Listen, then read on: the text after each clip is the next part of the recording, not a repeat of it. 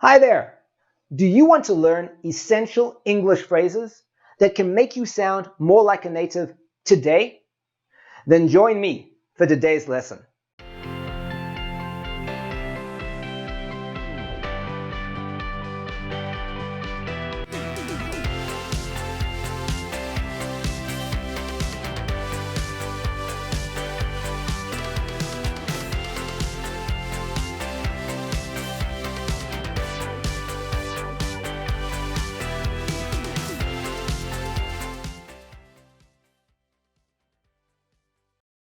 Hi there! Welcome to Learn English with Darryl. Now today we are going to do a lesson on English idioms. Now what is an idiom? An idiom is a group of words that English native speakers use to express themselves in a short, sometimes fun way. They can be confusing to non-natives because they sometimes sound very strange. So it's important to have knowledge of the essential English idioms so you can understand them and so you can use them. Just by using English idioms, you can sound more like a native straight away. They are that important. So with that done, let's start. The first idiom we are going to look at is sit tight. Now, what does sit tight mean? Simply put, sit tight means to wait and be patient. Let's look at the example to see how it's used. She was nervous about her exam results, and her friend told her to sit tight. In other words, her friend told her to wait and be patient. So we can see that sit tight has nothing to do with sitting and nothing to do with tight. In fact, you can sit tight while you are standing. If you are in a line, in a queue, waiting for your turn, you are sitting tight. Sit tight also has nothing to do with the length of time that you are waiting for something. It could be a day, it could be an hour, it could be many years. So that doesn't matter. And another thing to realize about sit tight and any idiom with a verb in it, we treat the verb the same way as we treat any other verb. So this can become sitting tight, sat tight, and we can use it in a variety of different ways. And obviously, you can see that sit tight itself can be used in many situations. Exam results, waiting to go somewhere, waiting for something bad to happen, waiting for something good to happen. It is a very useful expression. So that is sit tight. The next idiom we are going to look at is under the weather. Now, under the weather means simply to feel sick. Again, let's look at the example on how it's used.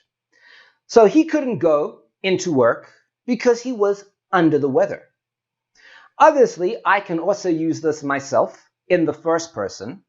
I could call my boss and say, I can't come into work today, I'm under the weather.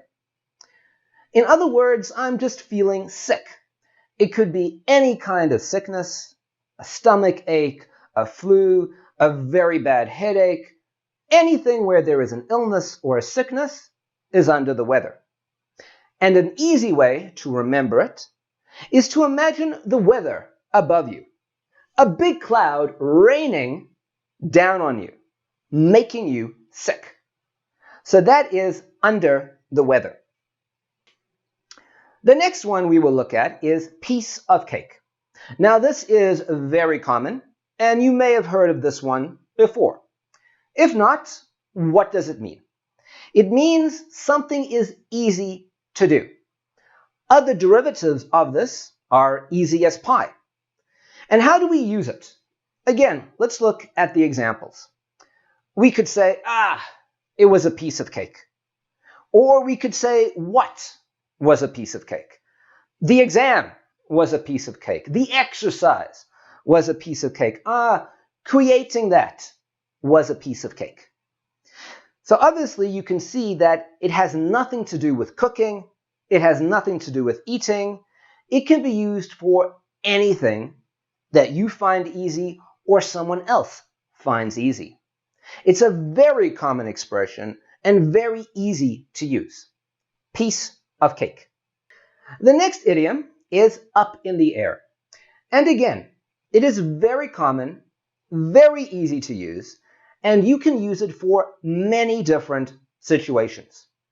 Now, what does it mean? If something is up in the air, it means something is undecided.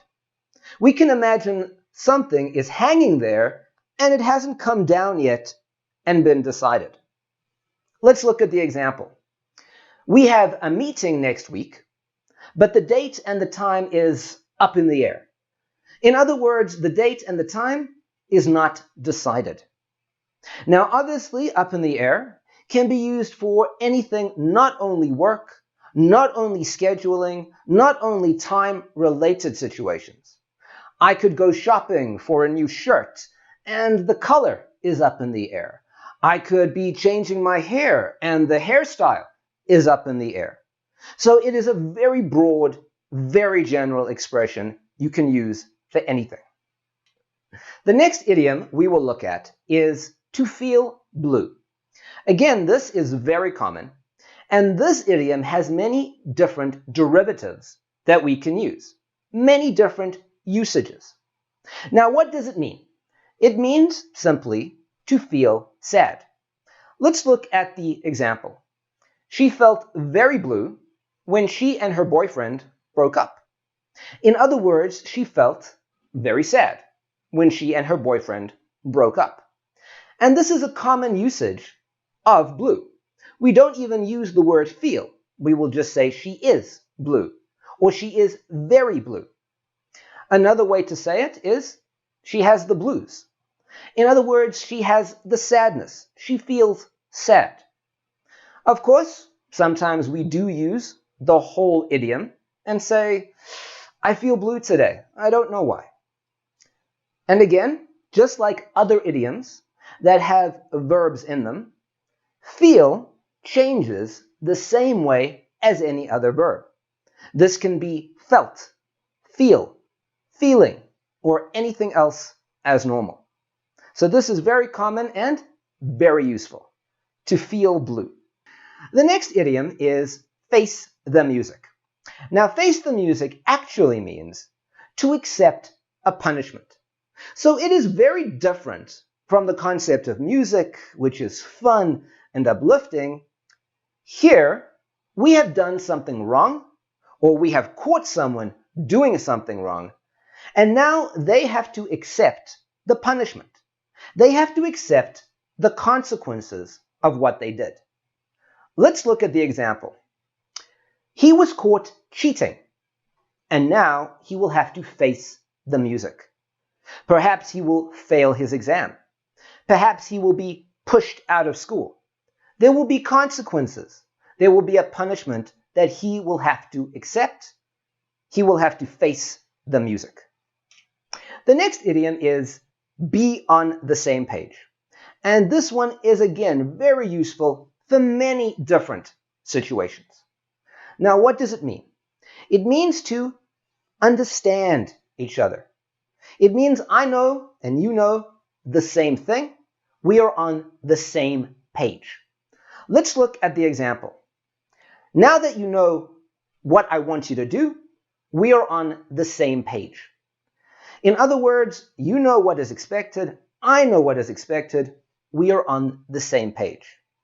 This could be for work, this could be for home life, this could be for anything. When you are talking to someone and you are both understanding each other, you are on the same page. The next idiom, I think you will get a lot of use out of. And it actually has many different uses, and we're going to look at them. The main idiom is something bugs me or bugs you. Now, what does bugs mean? In this idiom, a bug is something that annoys me. I don't like something. and it can be anything. Let's look at the examples to just see some of those. So the traffic bugs me today. She is bugging me now. Don't bug me today.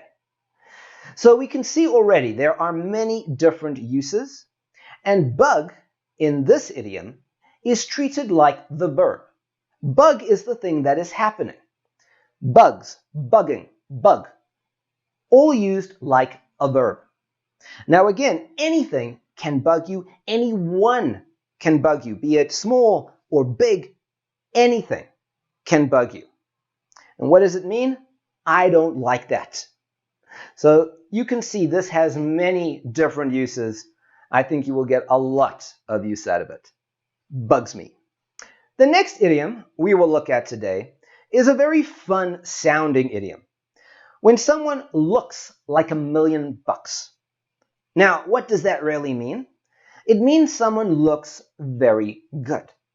Again, to understand it, let's look at the example. So at the party, she wore a beautiful dress and she looked like $1,000,000. In other words, she looked amazing. She looked really good. This is really just a fun way to say how good someone looks. And you can think of situations where you are going to look like $1,000,000.